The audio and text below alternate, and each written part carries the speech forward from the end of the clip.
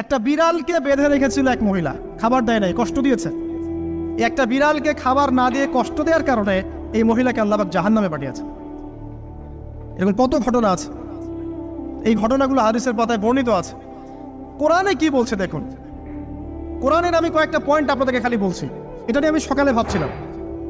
আল্লাহ পাক আদম আলাইহিস সালামকে সৃষ্টি করেছেন, আমরা সবাই জানি।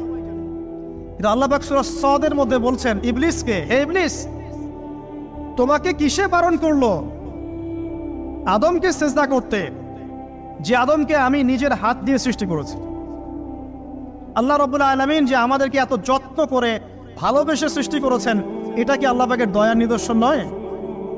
মহাবিশ্বের অন্য কোন মাখলুক সৃষ্টির ব্যাপারে আল্লাহ পাক বলেন নাই খলাকতু বিয়াদাই, আমি নিজ হাতে তাকে সৃষ্টি করেছি।